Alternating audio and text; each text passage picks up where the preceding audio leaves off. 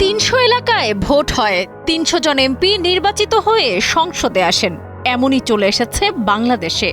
কিন্তু এবার দাবি উঠেছে বিকল্প পদ্ধতির, যাকে বলা হচ্ছে পিআর, যেটি আনুপাতিক হারে প্রতিনিধিত্ব। শুনতে কঠিন শোনালেও হিসাবটা সহজ।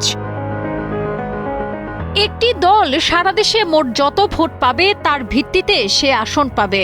কোনো এলাকায় যদি খারাপও করে সমস্যা নেই, এতে একটি এলাকার পরিবর্তে পুরো দেশকেই একটি একক ভোট এলাকা হিসেবে ধরা হবে।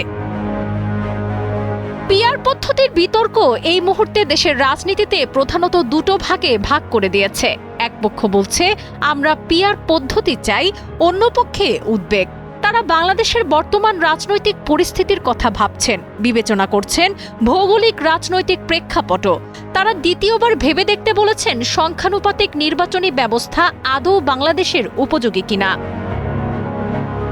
বিএনপির ভারপ্রাপ্ত চেয়ারম্যান তারেক রহমান মঙ্গলবার জাতীয় ঐক্য বিষয়ক আলোচনা সভায় পিআর পদ্ধতি নিয়ে তার আশঙ্কার কথা জানান। লন্ডন থেকে ভার্চুয়ালি অংশ নিয়ে তারেক রহমান বলেন, সংখ্যানুপাতিক নির্বাচনী ব্যবস্থা ঐক্যের পরিবর্তে বিভক্তিমূলক সমাজ এবং অস্থিতিশীল সরকার সৃষ্টির কারণ হয়ে উঠতে পারে কিনা তা সব রাজনৈতিক নেতাকে ভেবে দেখার অনুরোধ করব। বান্ডেল থাকলে প্রতি সেনমানিতে টাকা বাঁচবে। বিকাশ সেনমানি বান্ডেল কিনে জিতুন প্রতি লেনদেনে। তিনি আরো বলেন, বাংলাদেশের গণতান্ত্রিক বিধি ব্যবস্থা শক্ত ভিত্তির ওপর রাখতে হলে জনগণের ঐক্য সবচেয়ে বেশি দরকার। সংখ্যানুপাতিক নির্বাচনী ব্যবস্থার আড়ালে আবার দেশের রাজনীতিতে ফ্যাসিস্ট পুনর্বাসনের পথ সুগম করে দেয়া হচ্ছে কিনা তা সবার গুরুত্ব দিয়ে ভাবা দরকার।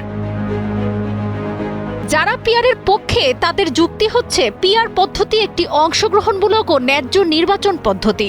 সুষ্ঠু বাস্তবায়নের জন্য প্রয়োজন রাজনৈতিক সদিচ্ছা, সাংবিধানিক সংস্কার ও জনসচেতনতা। আবার কেউ কেউ ধাপে ধাপে আংশিকভাবে পিআর পদ্ধতির পরীক্ষামূলক প্রয়োগের কথা বলছেন। তারা মনে করছেন এর মধ্য দিয়ে দেশে একটি টেকসই ও ন্যায্য নির্বাচনী কাঠামো গড়ে উঠবে।